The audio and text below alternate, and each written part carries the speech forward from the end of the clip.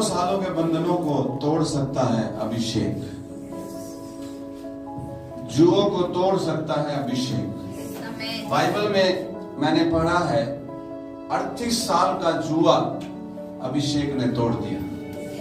38 साल से वो उस कुंड के पास इंतजार कर रहा था, ये हिलाया जाएगा और मैं पहले उतरूंगा और मैं चंगा हो जाऊंगा। 38 साल का वो जुआ तोड़ा।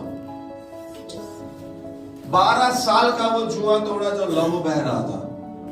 18 साल का वो जुआ तोड़ा जो वो कुबड़ी स्त्री जो कुबड़ी हो गई थी, वो 18 साल का जुआ था, वो तोड़ दिया। ऐसे कई सारे जुए बाइबल में हम देखते हैं अभिषेक के द्वारा तोड़े गए। हालेलुया, प्रभु की स्तुति हो। ऐसे कई जुए आज भी तोड़े जा रहे हैं। इस कलीसिया में भी प्रभु ने ऐसे कई काम किए हैं जो जुए तोड़े गए हैं। प्रभु को महिमा मिले। आज भी विश्वास करें, जुए तोड़े जाएंगे। प्रभु अभिषेक जुओं को तोड़ देगा, शैतान के उन बंधनों को तोड़ देगा, पुराने से पुराने श्रापों को तोड़ देगा। जुओं को तोड़ने वाला अभिषेक यहाँ पर है। और यशाया में लिखा है उसका अभिषेक जुओं को तोड़ता है। आमेन, आमेन। तो मेरा आज का संदेश जो है वो बहुत ध्यान से हम सुनेंगे। अभिषेक जुओं को तोड़ता है, ध्यान रखना, बिल्कुल टूटते हैं। और आज का संदेश जो है विश्वासियों से बात करेगा, कलीसिया से बात करेगा। कलीसिया को क्या आगे करना है वो प्रभु के वचन से आज आप सुनने और सीखने जा रहे हैं। यीशु मसीह के जीवन के दौरान में बहुत से बड़े बड़े काम हुए, बहुत से, पर यीशु मसीह ने शिक्षाएं भी दी, यीशु ने चमत्कार भी किए और यीशु मसीह ने शिक्षाएं भी दी। एक व्यक्ति को ये विश्वास है कि मैं विदेश में एक अच्छी जॉब पर लगूंगा, अच्छे पद पर क्या है जाऊंगा। कहाँ लगूंगा? अब वो विदेश में उसे लगना है तो उसकी कुछ तैयारियां होनी होती है। उसके पास पासपोर्ट होना चाहिए, कुछ तैयारियां उसकी क्या है होनी चाहिए। परमेश्वर बड़े बड़े काम करता था, बड़े बड़े काम कर रहा है और बड़े बड़े काम करता रहेगा जब तक उसका आगमन नहीं होगा। पर कलीसिया को क्या करना चाहिए? यीशु मसीह ने बहुतों को चंगा किया, तेरे विश्वास ने तुझे क्या किया? वो एक चंगाई पाने का विश्वास था। पर एक विश्वास होता है यीशु के पीछे चलने वाला, या कहूं तो परमेश्वर को प्रसन्न करने वाला एक विश्वास होता है, एक जीवन होता है। आमेन। उस 38 साल के रोगी ने प्रार्थना करने की जरूरत नहीं पड़ी। उस 18 साल की उस महिला को भी प्रार्थना करने की जरूरत, उस 12 साल की उस महिला को भी प्रार्थना करने की जरूरत नहीं पड़ी। उसने विश्वास किया, सुना था, क्या किया, लेकिन आगे उसको यीशु के साथ लगातार अपने जीवन को लेकर चलने के लिए इन सब चीजों की जरूरत है। प्रार्थना की जरूरत है, वचन की जरूरत है, शिक्षाओं की जरूरत है। जब यीशु मसीह के पास भीड़ की भीड़ चलती थी, पीछे भीड़ की भीड़ चलती थी, तो यीशु मसीह ने एक दृष्टांत बताया। बोने वाला बीज बोने निकला और वो बीज 4 प्रकार की भूमि के ऊपर पड़ा। ये 4 प्रकार का व्यवहार है, रवैया है, या कहूं तो दिल की अलग अलग अवस्था है। ये किसी की शुरुआत भले ही होती है, एक बीज से शुरुआत होती है, बीज आकार लेता है और फिर धीरे धीरे वो आकार में बढ़ता जाता है। यही तो सिद्धांत है। बीज आकार तो ले ले, लेकिन अगर वो बढ़े ना तो ये एक चिंता का कारण होगा माता पिता के लिए।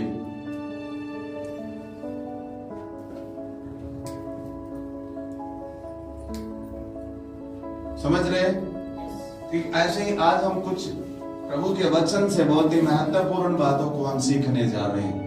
और अगर आपने अपने जीवन में इन्हें लागू कर लिया तो आप आशीषित होंगे। बाहर जाना कोई मुश्किल बात नहीं है, कुछ भी करना मुश्किल काम नहीं है, बस उन सिद्धांतों को फॉलो करना होता है, बस उन्हें कर लो, हो जाएगा। बैंक में अकाउंट खुलवाना कोई मुश्किल बात नहीं है, बस बैंक ने जो भी हिदायतें दी हैं उन्हें पूरा करें।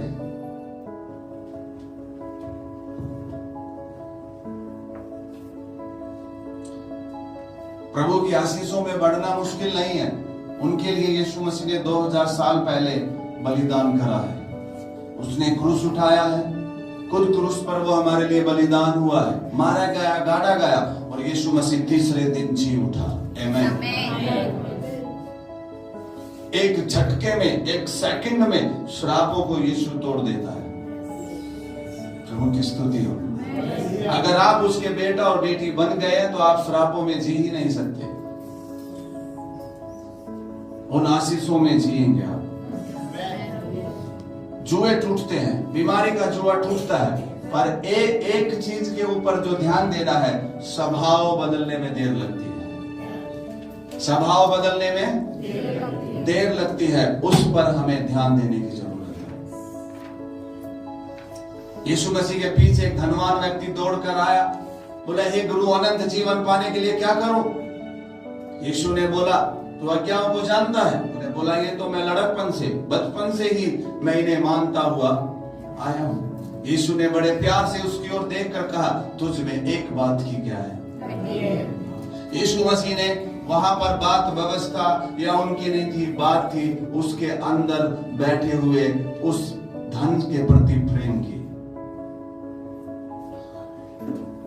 प्रार्थना करने वाले अच्छे हो सकते हैं, पर कई बार वो घमंड के हृदय के साथ भी होते हैं। उनका प्रार्थना करने का मुख्य उद्देश्य है हमेशा दूसरों से अच्छा या बड़ा दिखना है। ये गलत नहीं है, पर दूसरों को नीचा या दूसरों के साथ कंपेयर करना, ये सही दिल की बात नहीं है।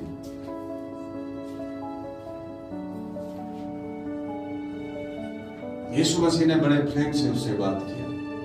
यीशु मसीह को उसके धन से कोई मतलब नहीं था, पर यीशु मसीह ने बताया कि तुम्हें एक बात की घटी है, क्योंकि तू अपने धन से क्या करता है? स्वभाव है। परमेश्वर को प्रसन्न करने वाला जीवन हमारा होना चाहिए। परमेश्वर को प्रसन्न करने वाला क्या होना चाहिए?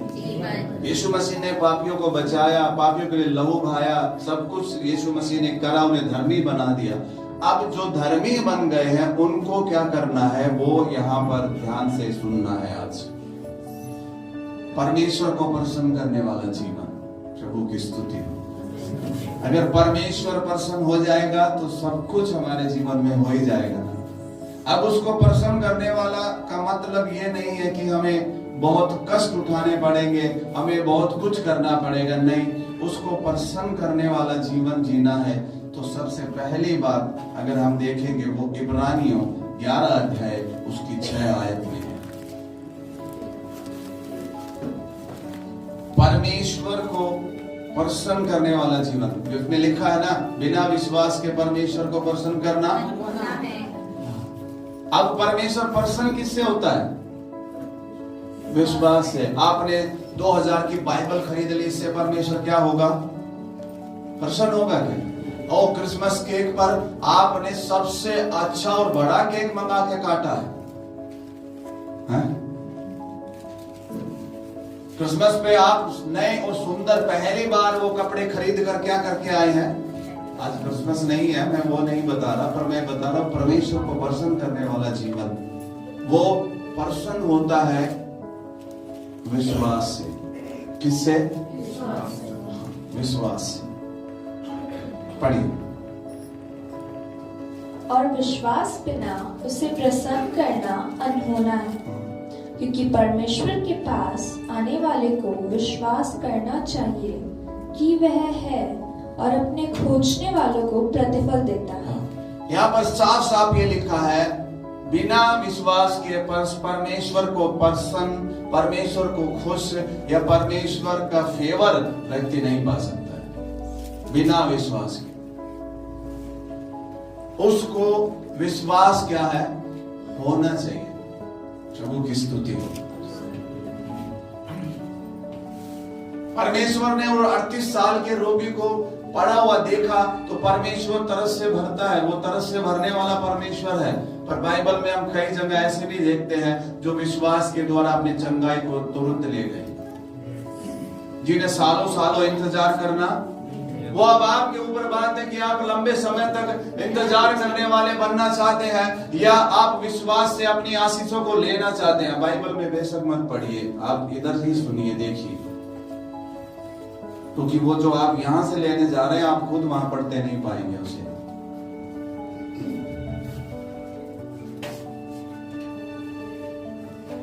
प्रभु की स्तुति हो। विश्वास एक सिद्धांत है जिसे सीखना होता है। चेले यीशु के साथ रहकर विश्वास सीख रहे थे, गलतियां हो रही थी लेकिन वो सीख रहे थे, वो ट्रेन हो रहे थे, ट्रेनिंग चल रही थी उनकी। 12 चेले नाव में थे, 12 में से 12 के 12 को विश्वास नहीं हुआ, एक को ही विश्वास हुआ कि प्रभु आप है तो मुझे आने की आज्ञा दो। वो बाहर निकल गया, 11 को नहीं हुआ। विश्वास, उसके पास आने वाले को क्या होना चाहिए? विश्वास है। हम ऐसे ही एक बाइबल की एक स्टोरी को देखेंगे जो निर्गमन 14 अध्याय, यहां एक स्टोरी है और वो स्टोरी इस कदर है। परमेश्वर ने मूसा को चुना और उसको मिस्र देश में भेज दिया कि मेरे लोगों को मिस्र से निकाल के लाए। और मूसा इस्राएली लोगों को मिस्र से निकाल लाया, और जब निकाल के लाया तो आगे लाल समुद्र है, पीछे फिरौन की पूरी सेना है और आजू बाजू में भी पहाड़ है, रास्ता नहीं है। अब यहाँ एक सिचुएशन है, मूसा को पता है कि परमेश्वर है, प्रभु की स्तुति हो। मूसा को पता है परमेश्वर है, यीशु मसीह को मानने वालों को ये पता है कि परमेश्वर है, इसीलिए वो प्रार्थना करते हैं। पर सारा काम केवल प्रार्थना से ही नहीं होता है। मूसा को ये पता था कि अब मुझे कुछ भी समझ में नहीं आ रहा है, तो हम एक बात को जानते हैं कि हम प्रार्थना करने वाले हैं। कुछ समझ में नहीं आता तो हम क्या करते हैं? प्रार्थना करते हैं। परमेश्वर मुझे बता, मेरी मदद कर, रास्ता निकाल प्रभु। मैं तो ले आया हूं इस्राएलियों को, अब मैं कहां लेकर जाऊं आगे, क्योंकि कुछ भी रास्ता दिखाई नहीं देता। कितनी देर मूसा ने प्रार्थना की ये तो इसमें नहीं लिखा है, लेकिन मूसा प्रार्थना कर रहा था। मूसा को परमेश्वर पर विश्वास था। प्रार्थना करना हमें आत्मिक तौर पर हम जिंदा है इस बात को दर्शाता है। प्रभु की स्तुति हो। आगे देखिए पर क्या हुआ, 14 की 15। तब यहोवा ने मूसा से कहा, तू क्यों मेरी दुहाई दे रहा है? हाँ, अब तू मुझसे क्यों प्रार्थना कर रहा है? मूसा प्रार्थना कर रहा था और मूसा का एक ही विषय था, परमेश्वर हमें बचा, पूरे इस्राएली लोगों को बचा, ताकि हम उस पार जा सके, हम उस देश में जिसमें तूने हमें बताया है हम जा सके। बस प्रार्थना करने वाले हैं और अच्छा है, होना चाहिए, क्योंकि प्रार्थना करते हैं परमेश्वर कुछ ना कुछ हमसे बात करता है, प्रकाशन देता है। भीड़ में से तो चिल्लाहट आ रही थी, मूसा क्यों ले आया हमें, ये फिरौन और इसकी सेना हमें मार देगी, या अगर हमारे पास तो बस यही ऑप्शन है, या तो समुद्र में कूद जाए या हम वापस फिरौन के सामने क्या कर दें, समर्पण कर दें। लेकिन मूसा के पास ये दो ऑप्शन नहीं थे। मूसा के पास एक था कि कोई है जो हमें बचाने वाला है, जो है हमारी सहायता करने वाला है, जिसने मिस्र के अंदर ही हमारी मदद की है, अब मिस्र से बाहर निकल के तो वहां भी क्यों ना करेगा। प्रभु की स्तुति।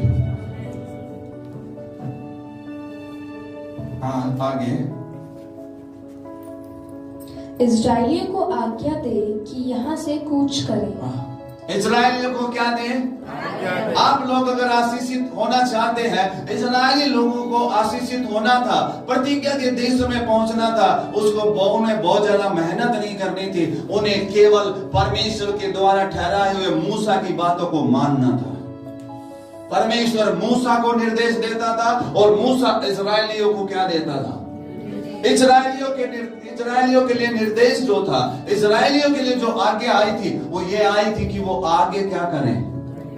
आगे बढ़े। पर मूसा के लिए क्या निर्देश आया था वो देखिए। यहाँ पर विश्वासियों के लिए भी निर्देश है, यहाँ पर पास्टर के लिए भी निर्देश आया।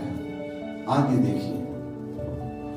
और तू अपनी लाठी उठाकर अपना हाथ समुद्र के ऊपर बढ़ा। हाँ, तू अपनी लाठी उठाकर समुद्र की ओर क्या कर बढ़ा। इजरायलियों को यही बोला था। इजरायली लोग भी दुहाई दे रहे होंगे परमेश्वर की, उनकी दुहाई देना अलग था, लेकिन मूसा की दुहाई देना अलग था। प्रार्थना के शब्द भी लोगों के अलग अलग होते हैं। किसी की डर वाली प्रार्थना होती है, किसी की गुड़गुड़ाने वाली प्रार्थना होती है, किसी की दोष लगाने वाली प्रार्थना होती है, लेकिन किसी की विश्वास की प्रार्थना होती है। प्रभु की स्तुति हो। परमेश्वर ने मूसा से बोला, अब प्रार्थना मत कर। कईयों के लिए ये एक संदेश ये है कि आप लंबे समय से प्रार्थना कर रहे हैं, उस प्रार्थना को बंद करके आप उन निर्देशों को फॉलो करो जो प्रभु ने दिए हैं। अपना हाथ अपने हाथ में लाठी लेकर समुद्र की ओर क्या कर दे, बढ़ा दे, और समुद्र क्या हो जाएगा, लाल समुद्र। दो भाग प्रार्थना से नहीं हुआ। कई बार लोग सोचते हैं प्रार्थना से हर एक समाधान किया जा सकता है। प्रार्थना प्रकाशन लेकर आता है। लाल समुद्र दो भाग किसने किया, परमेश्वर ने किया। पर कब किया, जब मूसा ने आज्ञा मानी, जब मूसा ने लाठी को समुद्र की ओर क्या किया, बढ़ा दिया।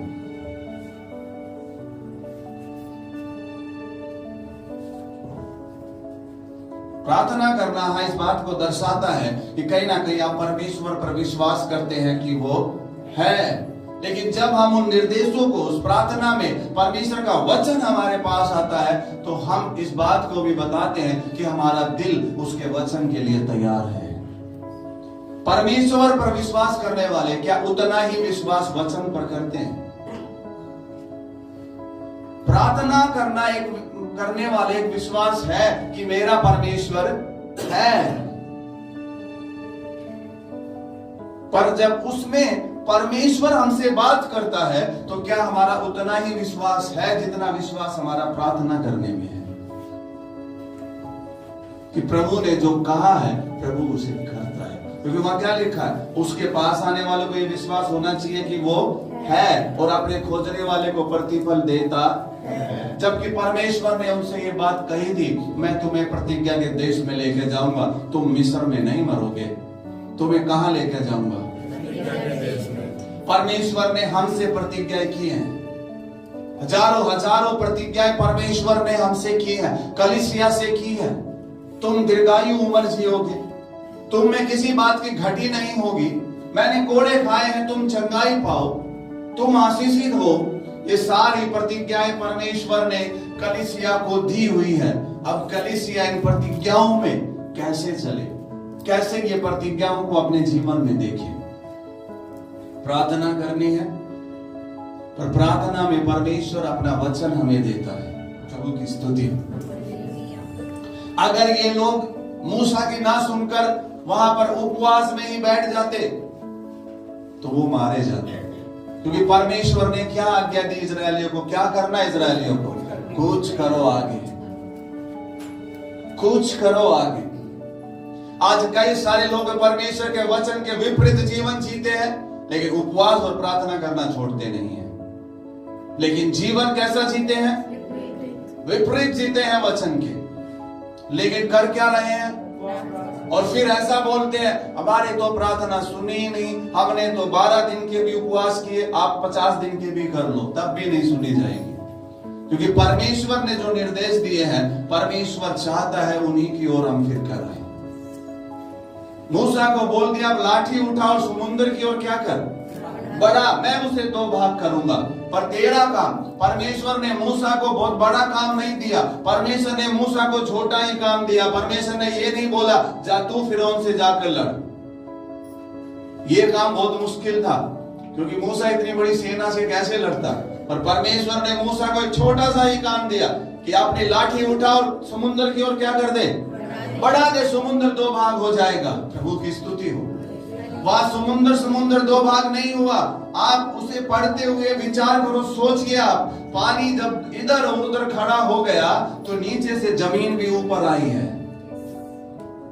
क्योंकि समुद्र में से जाएंगे कैसे? नहीं तो मैं एक बार बाइबल ट्रेनिंग में था, तो वहां पर एक प्रभु के जन आए थे। उन्होंने बताया कि एक टीम ने सर्च किया था इसके ऊपर, वहां पर कुछ चीजें भी मिली, और जहां से इजरायली लोग गए थे वहां पर जमीन ऊपर उठी हुई मिली।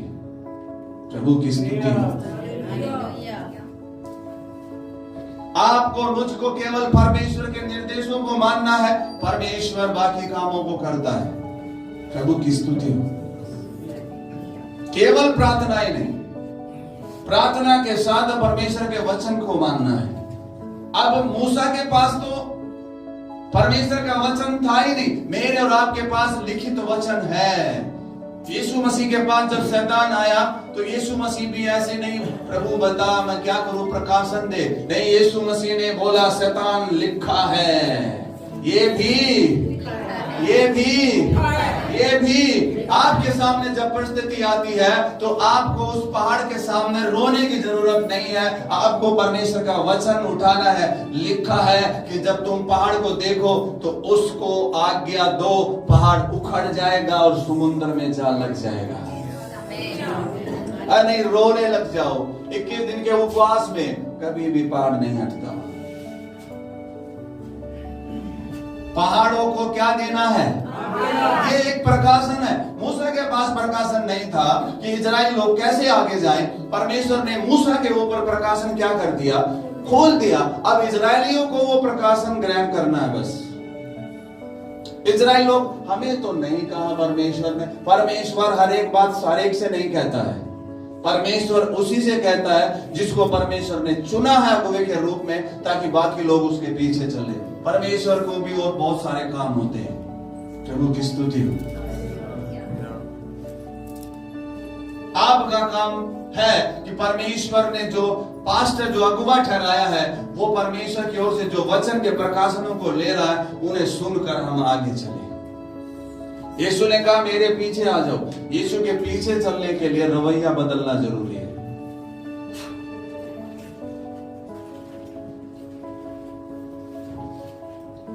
लाठी मूसा के पास ही थी, सामर्थ लाठी में नहीं थी, सामर्थ प्रभु की कही हुई बात में थी। प्रभु की स्तुति हो। प्रभु की कही हुई बात में थी सामर्थ। जब हम प्रभु की कही हुई बात मानते हैं तो वहां पर अभिषेक रिलीज होता है। यीशु मसीह ने उस सूखे हाथ वाले व्यक्ति से क्या कहा? अपना हाथ बढ़ा। सुनने में ये बात अजीब सी लगेगी, हाथ सूख रहा है, बढ़ाएगा कैसे? यीशु ने वहां पर हाथ नहीं रखा उसके ऊपर, आजा, ओहो, बहुत प्यार दिखा के, सहानुभूति नहीं दिखाई वहां पर। लेकिन यीशु ने उसे देखकर बोला अपना हाथ क्या कर। उस व्यक्ति की चंगाई यीशु की बात को मानने में थी। उसने अपना हाथ वैसे ही थोड़ा थोड़ा कर लिया होगा, बस वो ऐसा ही करते हुए हाथ बढ़ गया। प्रभु की स्तुति हो। वचनों में हमें बढ़ना होगा। परमेश्वर ने अब हमें वचन दिए हैं। अब हमें ये लाठी समुद्र की ओर बढ़ाने के प्रकाशन के लिए उपवास में जाने की जरूरत नहीं पड़ेगी, क्योंकि वचन में हम लिखा है अपनी लाठी समुद्र की ओर क्या कर दे।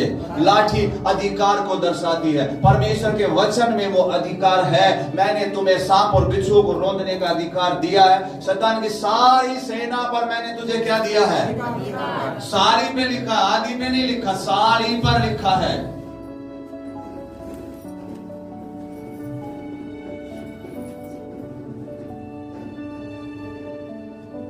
तो अधिकार है हमारे पास, उसे इस्तेमाल करें।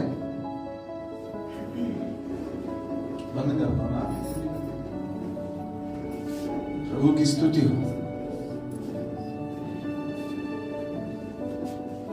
दुष्ट की सारी सेना पर क्या है? उधर मत देखो, मैं तो इधर खड़ा हूं। प्रभु को महिमा मिले। जब एक टीवी की चर्चा ध्यान कर लेती तो इजरायलियों की इतनी बड़ी, मिस्रियों की इतनी बड़ी सेना कैसे ना ध्यान खींच लेगी। लेकिन मूसा का ध्यान उस भीड़ ने खींचा नहीं, उस सेना ने खींचा नहीं। इधर उधर क्या हो रहा कुछ फर्क नहीं पड़ेगा, उनका ध्यान वचन की ओर ही रहता। प्रभु की स्तुति हो। Hallelujah, hallelujah. प्रभु को महिमा मिले। प्रार्थना करना बहुत अच्छी बात है। कई लोग प्रार्थना करना बिल्कुल नहीं भूलते हैं। वो अच्छा है, करना चाहिए, लेकिन वचन का जीवन उनका इतना सा भी नहीं होता। प्रार्थना की बात उनकी हर बात पे होगी। कुछ भी खाएंगे तब भी क्या करेंगे? लंबी प्रार्थना करेंगे। खाना ठंडा ही हो जाएगा।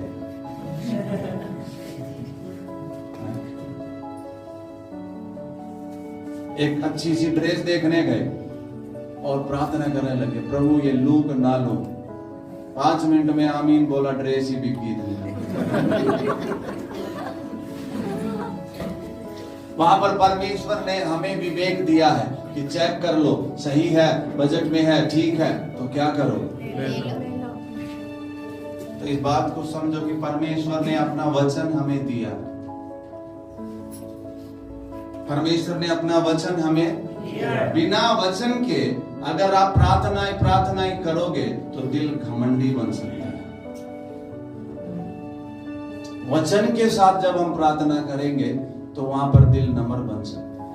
प्रभु की स्तुति है।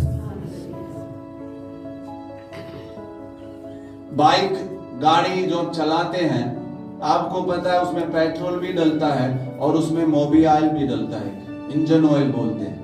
वो इंजन ऑयल इसलिए डलता है ताकि बाइक ठंडी रहे, गर्माए ना। परमेश्वर ने हमें वचन इसलिए ही दिया है ताकि हम नम्र बने, हम दीन बने, प्रभु की आज्ञाओं को माने। नम्र व्यक्ति वो नहीं है जो बहुत ज्यादा प्रार्थना ही करता है। नम्र व्यक्ति वो है जो प्रार्थना में परमेश्वर के वचन को मानता है। मेरे संदेश को पूरा सुनना। मेरा मतलब ये नहीं कि हमें प्रार्थना करने वाला नहीं बनना है। हमें कुछ भी समझ में नहीं आता तो हमें क्या करना है? प्रार्थना करनी है। प्रभु की स्तुति हो। उदाहरण के तौर पर मेरे पास पैसा नहीं है कि मैं इस बाइक को खरीदूं, तो मुझे तो प्रभु से प्रार्थना ही क्या है। लेकिन जब मेरे बाप ने मुझको पैसा दे ही दिया है तो फिर मुझे प्रार्थना करने की जरूरत नहीं है। हाँ, प्रभु से ये जरूर कह सकता हूँ, प्रभु बुद्धि देना, सही से चुनाव कर सकूं। बस फिर तो जाऊंगा शोरूम में और उनको पैसे दूंगा और उन्हें क्या कर लूंगा? खरीद लूंगा। बस मैं प्रार्थना उन विषयों के लिए करूंगा जो मेरे बस की बात नहीं है या जो मुझे समझ नहीं आता। कलीसिया को धन की आशीष में बढ़ने के लिए प्रार्थना करने की जरूरत नहीं है। वहां तो केवल आज्ञा देने की जरूरत है या उन प्रकाशनों को जीने की जरूरत है। प्रभु की स्तुति हो। आमेन। प्रभु को महिमा मिले। एक और वचन, पहला शमूएल 15 अध्याय। इसमें भी एक स्टोरी है।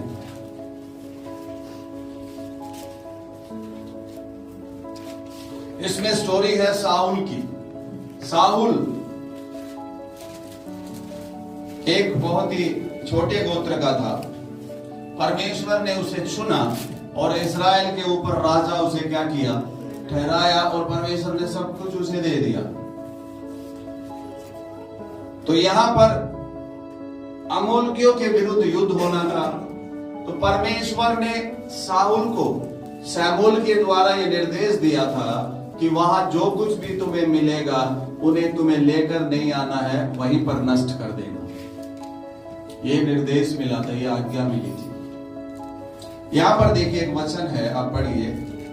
पहला शमूएल उसका 15 अध्याय उसकी 22 आयत।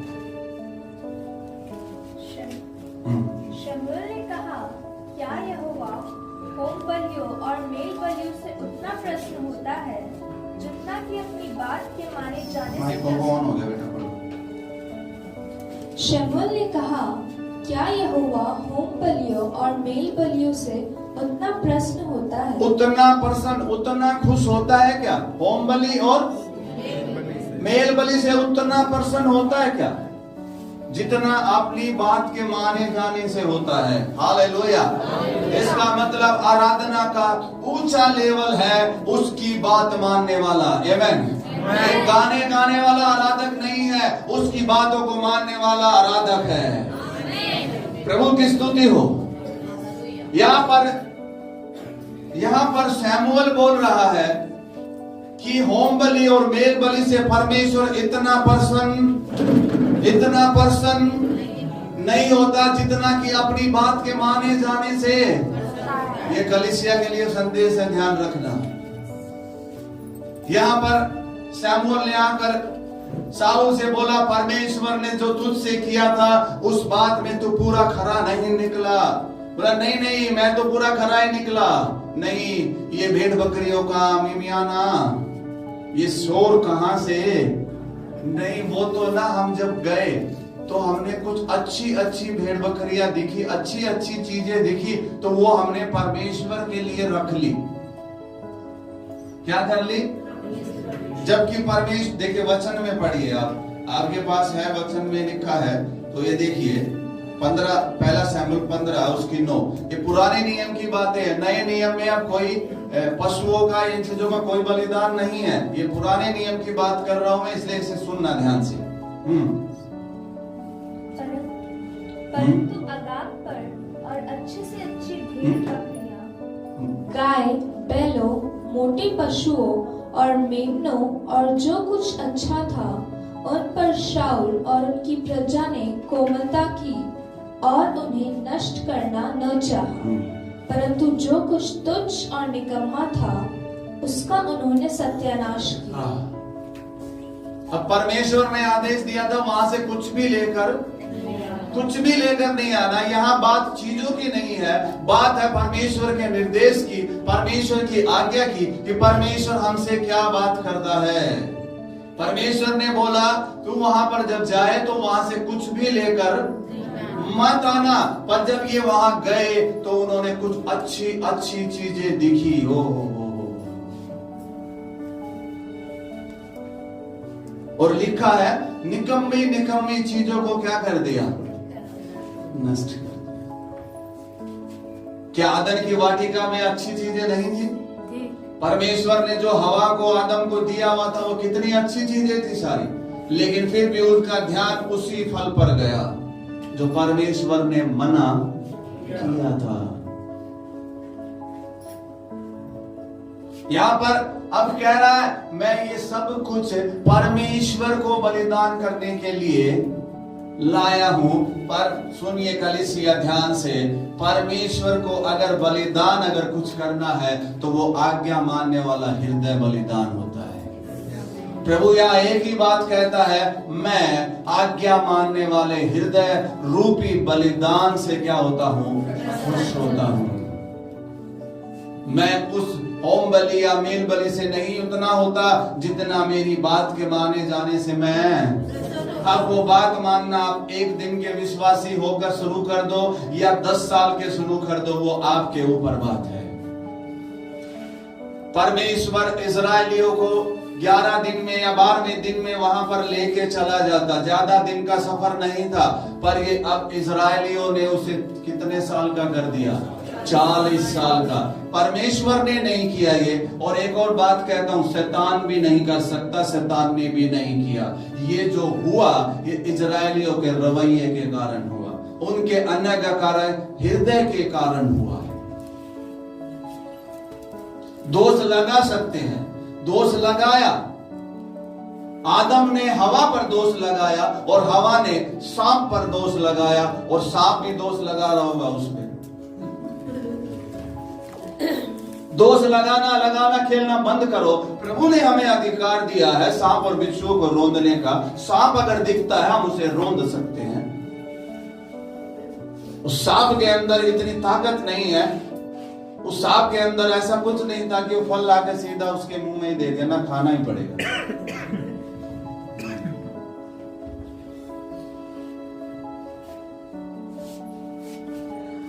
परमेश्वर का वचन हमें प्रभु ने दिया है, उसे हमें मानना होगा। मैं जब प्रभु में आया, मैं बहुत ज्यादा प्रार्थना करने वाला नहीं था उस समय। मैं नहीं जानता था प्रार्थना कैसे करनी है, पर एक बात जो पवित्र आत्मा ने मुझे सिखाई, उसके वचन को मनन करना और उसके वचन को मानना। प्रभु की स्तुति हो। जब मैं वचन में पढ़ता गया तो वचन से ही मुझे पता चला कि चेलों ने भी यीशु मसीह से बोला, यूहन्ना ने अपने चेलों को प्रार्थना करना सिखाया, आप भी हमें प्रार्थना करनी सिखाओ। इसका मतलब लोगों को प्रार्थना करनी आनी चाहिए, लोगों को प्रार्थना करनी आनी चाहिए। इसका मतलब प्रार्थना करनी नहीं आती है, प्रार्थना तो लोग करते हैं लेकिन प्रार्थना करनी नहीं आती है। पता होना चाहिए। सब्जी खरीदना, फ्रूट खरीदना कोई मुश्किल बात नहीं है, लेकिन कईयों को आता ही नहीं है। अच्छी सब्जियां सारी धरी थी मंडी में, लेकिन लेकर क्या आए? खराब। और घर जाकर क्या बोलेंगे? सारी इसी थी।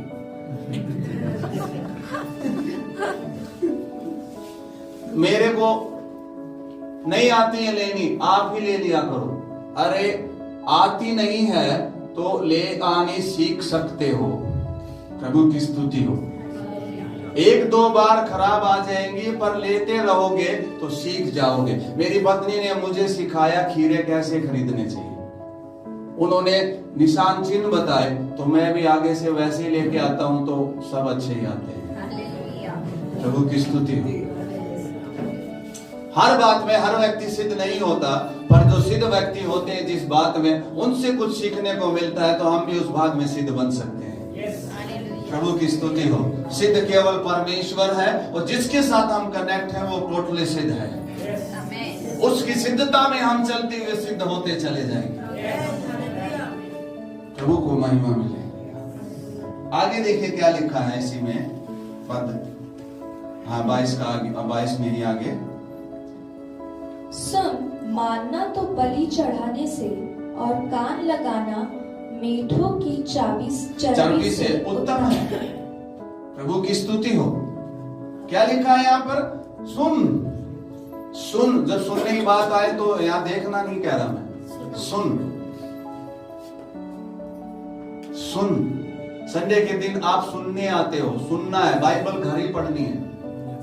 यहाँ पर क्या करने आते हो?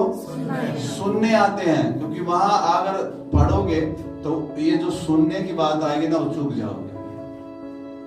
अभी भी एक आध बाइबल में ही देख रहा है। सुनो, इधर कान लगा। सुनो। सुनना किससे उत्तम है? मेढ़ों की। सुनना, मानना तो बलि चढ़ाने से, और कान लगाना मेढ़ों की चर्बी से क्या है? सुनना। कईयों की क्या है? नहीं, हमने सुनना ही नहीं आता, हम नहीं सुनते किसी की। मत सुनो भाई। अगर बेहतर बनना है तो एक अच्छा सुनने वाला बने। प्रभु से प्रार्थना करे कि प्रभु मुझे सुनने वाला क्या करे? बना। कई बार घर में लड़ाई का कारण क्या है? सुनते नहीं है। काम सही से नहीं होता है। क्यों नहीं होता है? सुनते नहीं है। मम्मी ने बोला पानी का गिलास लेकर आ जा बेटा, दूध का लेके चला गया। क्योंकि केवल गिलास ही सुना था, वो पानी का शब्द उसको सुना, ध्यान ही नहीं था। तो ध्यान आया, गिलास तो मांगा है, आज हो सकता दूध का ही बोलना होगा। शायद वो शायद में मत जाइए हम। कई बार लोग ये भी बोलते हैं काश ऐसा हो जाए। काश उनके लिए बोलना होता जो परमेश्वर को नहीं जानते। जो परमेश्वर को जानते हैं वो वचन का अधिकार लेकर बोलते हैं। सुनने और मानना लिखा है। सुनना और केवल सुनना ही नहीं, केवल सुनने से लाल समुद्र दो भाग नहीं हुआ, मानने से हुआ है। प्रभु की स्तुति हो। जितना जल्दी हमारा हृदय मानने वाला बनेगा, यही तो है ना हृदय का परिवर्तन होना। इसी में तो प्रभु कह रहा अपना मन क्या करो? फिराओ। अपने मन को फिराओ। हाँ, एक बात में मन फिरा लिया। पहले हम असत्य में थे, अब हम सत्य में आ गए। हमने यीशु मसीह को जान लिया, हमने यीशु मसीह के बारे में सुना। अब हमें यीशु मसीह के पीछे भी तो चलना है। और पीछे चलना है तो यीशु मसीह की क्या करनी पड़ेगी? हमें सुननी पड़ेगी। प्रभु की स्तुति हो। एक व्यक्ति देख नहीं पाता है, वो सुनने से चल पड़ता है। संडे को सुना था ना, वो जब अंधा भिखारी वहां बैठा था तो उसने सुना, शोर सुना, लोग नारे लगा रहे थे यीशु की होसना। तो उसने सुना कि अब तो कोई खास व्यक्ति जा रहा है।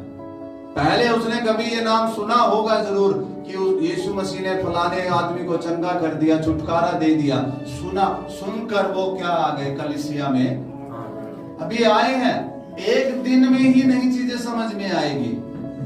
10 महीने तो उन्होंने हालेलुया के मतलब को समझने में लग जाएंगे। हालेलुया का मतलब होता परमेश्वर की स्तुति हो, प्रभु को महिमा मिले।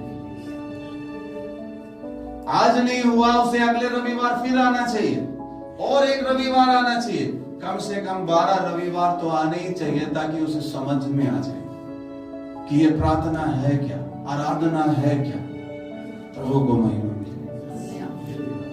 डॉक्टर ने खुराक दी पहले 3 दिन की, अब डॉक्टर के पास गए, दवाई ली और ले ली और ठीक नहीं हुए, फिर बोले अब तो जाना ही नहीं डॉक्टर के पास। नहीं, फिर जाते हैं, फिर डॉक्टर कहता चल एक बार ये और देख लो, नहीं होगा तो फिर वो दवाई बदलते हैं। पर उसके साथ डॉक्टर एक बात और भी कहता है,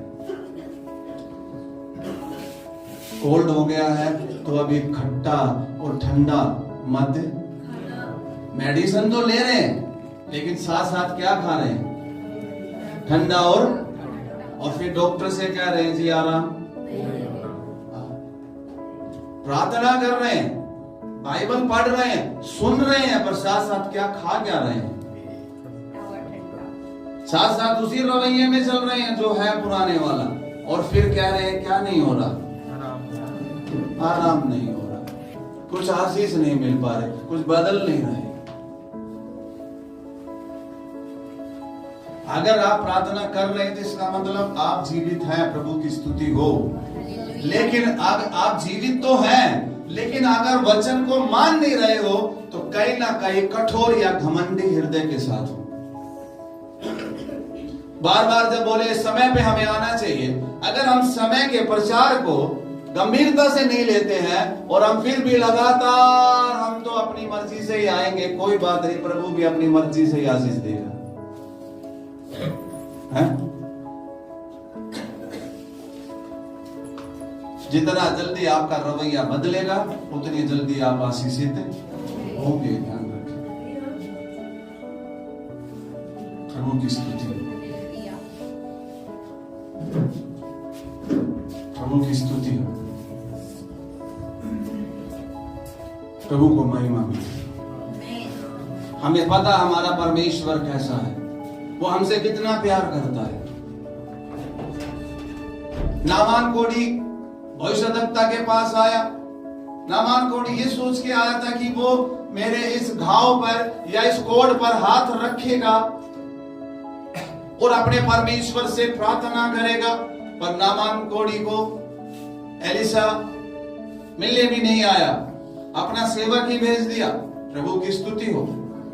और बोला यरदन नदी में 7 बार क्या मार लेना, डुबकी मार लेना। अरे हमारे उधर की नदियां तो सब बढ़िया है। उसके सेवक ने बोला भविष्यद्वक्ता अगर आपको और कठिन काम बताता तो क्या वो आप नहीं करते। लोग कठिन काम करना कर लेते हैं लेकिन परमेश्वर के निर्देशों को नहीं मानना चाहते। 10 साल तक बोझ में दब दब कर लोन भर लेंगे, लेकिन कैसे तुम आशीषित हो सकते हो उस सिद्धांत को नहीं मानेंगे।